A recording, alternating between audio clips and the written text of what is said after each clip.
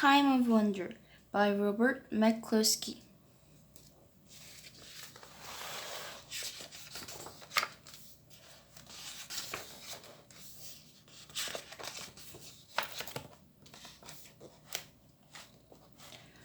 Out on the islands that poke their rocky shores above the waters of Penobscot Bay, you can watch the time of the world go by, from minute to minute, hour to hour, from day to day, season to season.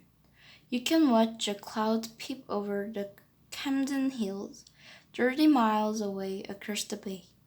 See it slowly grow and grow as it comes nearer and nearer. See it darken the hills with its shadow, and then see it darken one after the other. Islesboro, Western Island, Pond Island, Hook Island, Spectacle Island, Two Bush Island, darken all the islands in between until you, on your island, are standing in the shadow, watching the rain begin to spill down way across the bay. The rain comes closer and closer. Now you hear a million splashes. Now you even see the drops of the water. On the age-old rocky point, on the bayberry, on the grass. Now take a breath. It's raining on you. At the water's edge of a foggy morning in the early spring, you feel as though you were standing alone on the edge of Now Here. You hear a snorting sound from out of the Now Here, and you know that no, you're not alone. A family of porpoises is nearby, rolling over and over, having an acrobatic breakfast of herring under the bay. Through the fog, you hear Harry Smith over at Blasto's Cove start the engine of his lobster boat and go out to pull his traps. Suddenly, there is a ripple and a splash along the shore that makes you jump. It is the wake from Harry Smith's lobster boat, and you smile because you almost got wet feet that time. The ripple disappears into the fog, and though you cannot see it, you know that it is silently gliding on its way. Then another distant, unseen splash, and the gulls and cormorants on Two Bush Ledge, with their seabird sense of humor, start giggling and laughing because they too were suddenly surprised by the wake.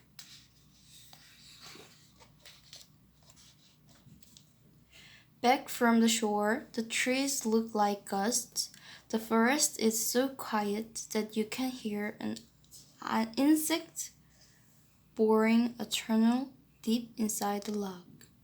And that other sound, not the beating of your heart, but the one like half a whisper, is the sound of growing ferns, pushing aside dead leaves, unrolling their fiddle heads, slowly unfurling, slowly stretching.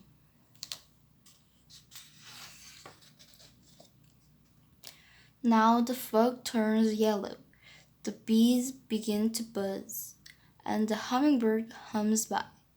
The bird begin to sing, and suddenly the fog has lifted, and suddenly you find that you are singing too, with the blue water sparkling all around, with the blue water sparkling all around.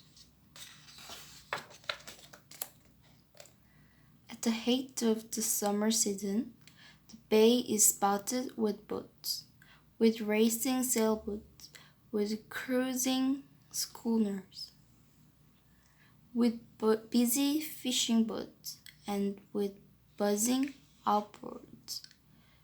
In the afternoon, you sail among the islands, pushed by gentle breezes. You sail close by Swain's Cove Ledge, where a mother seal is nursing her baby. And then, at sunset, with porpoise puffing and playing around your boat, you come about and see a course for the island that is home. The rock on the point of the island is very old. It was fiercely hot when the world was new. It was icy cold when a glacier covered it with grinding wet. This morning the rock is warm in the sun and loud with happy noise of children who have come to spend the day. They dive off the rock and swim, then stretch out, dripping in the sun, making salty young seal halter on the old scars made by the glacier.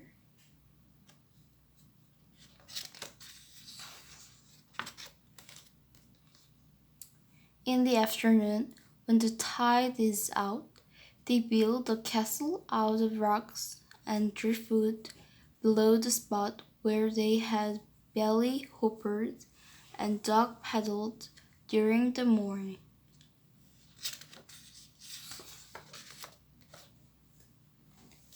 In the evening, when the tide is high again and all your guests have gone, you roll around to the point, feeling lonely, until an owl asks a question.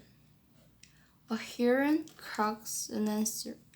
A seal sniffs softly as he recognizes you, and either dogs or fishhawks. All are listening, all are watching as you row. By the rock, you shine a light down into the water.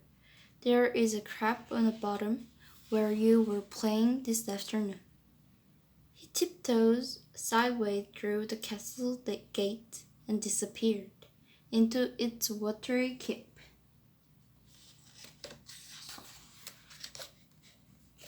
You snap off the light and row toward the dock. As the stars are gazing down, their reflections gazing up. In the quiet of the night, 100 pairs of eyes were watching you, while your pair of eyes is watching over all.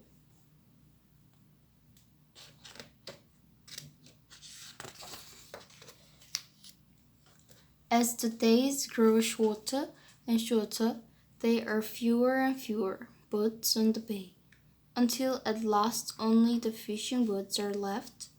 The wind blows brisk from the northwest, rustling the birch leaves. The ferns change from green to yellow to brown. The robins are gone from the lawn and the garden. The swallows have flown from their nests in the boathouse to take their places. Migrating birds from the north stop off to rest on their way south.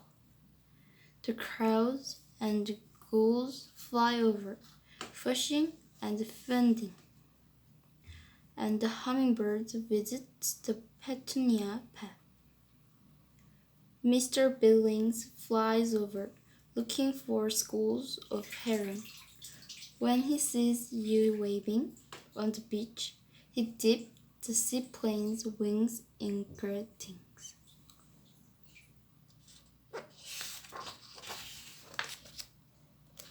On some days the wind is so strong that not even the sturdy fishing boats are out on the bay.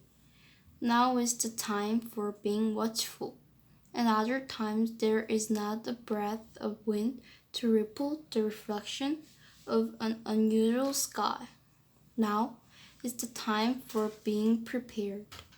Over in Blastow's Cove, Harry Smith looks at the sky and says, "We're going to have some weather on Agamemnon Ridge."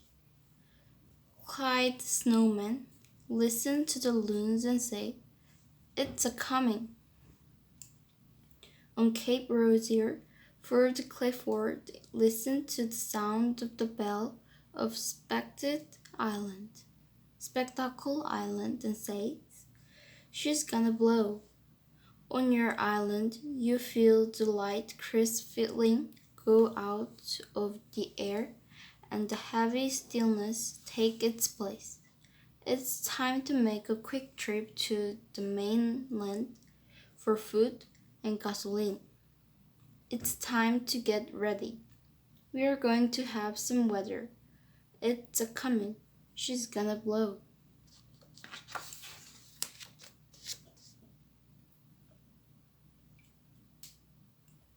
In Bucks Harbor are the cruise schooner, the Alice Wentworth, the Stephen Tabor, and the Victory Kimes, riding at anchor to span the water. Men are busy putting out extra anchors, pulling up skiff and rowboats, checking moorings, checking chains, checking pennants, getting ready.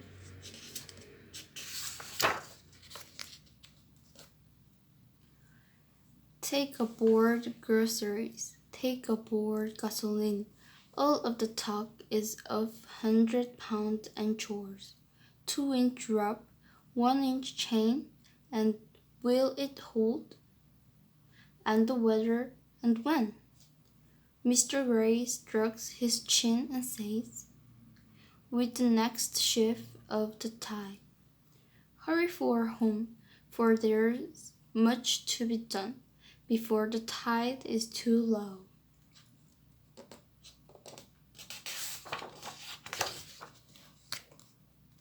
The ledges behind Pumpkin Island are covered with gulls, all sitting solemnly, faced in the same direction.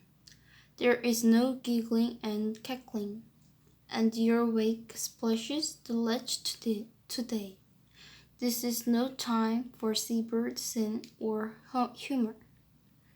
We're going to have some weather. It's a comin'. She's gonna blow with the next shift of the tide.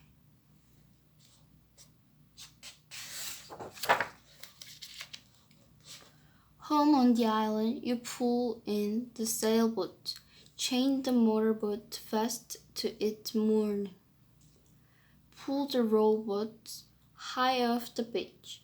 Mr. Smith hurries by with the boatload of lobster traps that he has been taking up. Over in Swain's Cove, Mr. Billings put extra lines on the wings of its seaplane. Fishermen put extra lines on herring boat and scalloping boat. At Frankie Day's boat yard up Benjamin River and at Hall boat yard up Horses Shoal Creek, men are working with the tide, pulling up sloops and yawls, ketches, and motorboats, shackling chain, tying ropes, making things fast, battening down, getting ready.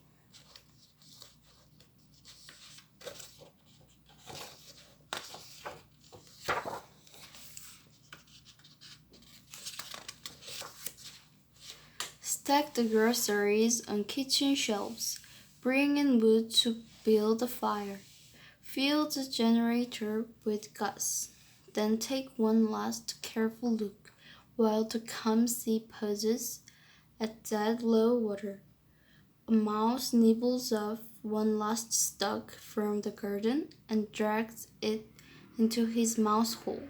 Spiders cries across his web and disappears into a knot hole. All living things wait, while the fast surge of the incoming tide ripples past Eagle Island. Ripples past Dirigo, past Pickering, past to Bush Island. The belly buoy of Spectacle Island sways slightly with the ripple, tolling the shift of the tide. Gently at fast, the wind begins to blow. Gently at fast, the rain begins to fall. Suddenly, the wind whips the water into sharp, choppy waves. It tears off the sharp tops and slashes them into ribbons of smoky spray. And the rain comes slamming down. The wind comes in stronger and stronger gusts. A branch snaps from a tree. A gull flies over flying backyard, hoping for a chance to drop into the lee of the island. Out in the channel, a tardy fishing boat wallows in the waves, seeking the shelter of Bugs Harbor.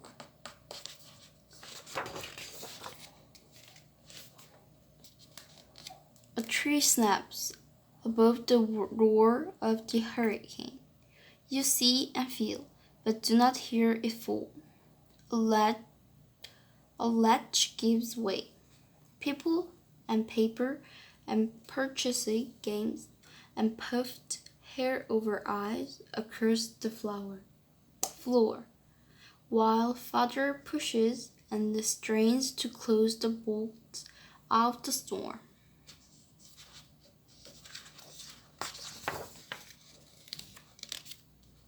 Mother reads a story, and the words are spoken and lost in the scream of the wind.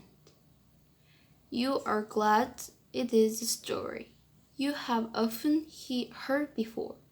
Then you all sing together, shouting, "Eyes have seen the glory," just as loud as you can shout. With dish towels tucked by door seals, just to keep the salt spray out.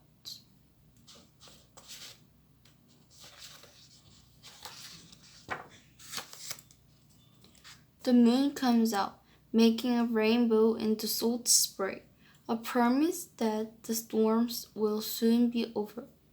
Now the wind is lessening, singing loud toward in the treetops. Listening, it hums as you go up to bed.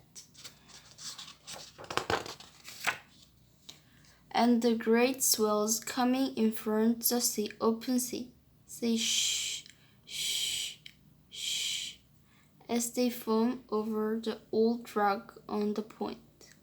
Listening, the wind whispers a lullaby in the spruce branches as you fall asleep in the bright moonlight.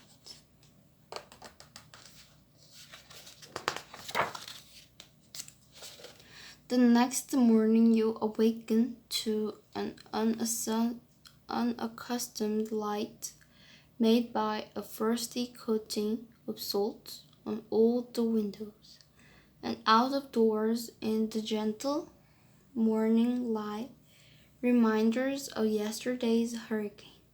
Fallen and broken trees are everywhere, on the terrace, on the path, blocking your way at every turn. You cannot walk on familiar paths and trails, but you can explore the tops of the giant fallen trees and walk on trunks and limbs where no one ever walked before.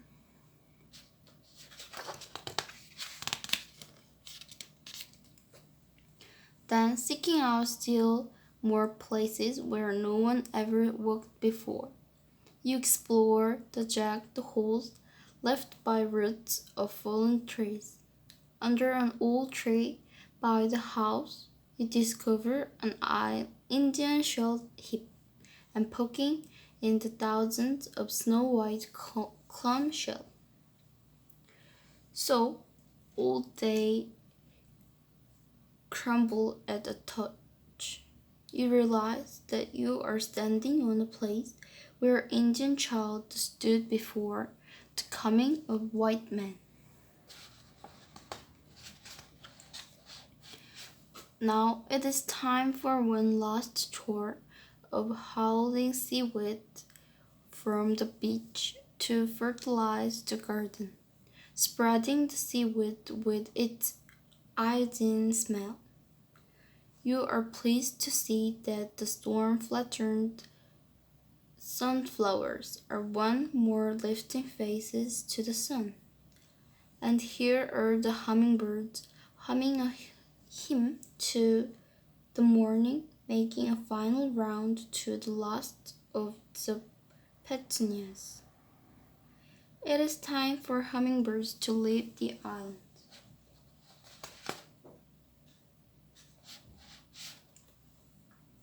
It is the end of another summer. It is time for you to leave the island too.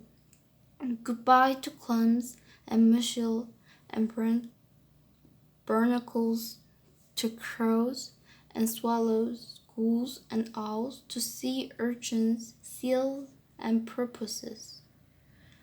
It is time to reset the clock from the rise and fall of the tide to the come and go of the school bus. Pack your bag and put it on new treasures, some gold feathers, a few shells, a book of pressed leaves, a piece of quartz that came from a crack in the old rock on the point. And, children, don't forget your toothbrushes. Then, all aboard, and around Deer Island, past Birch Island, past Pumpkin Island, and across Agamemnon Ridge for the last time this year. Take a farewell look at the waves and sky. Take a farewell sniff of the salty sea.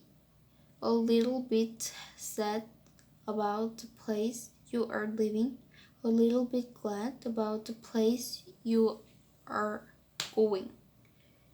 It is the time of quiet wonder, for wondering, for instance, where do hummingbirds go in a hurricane?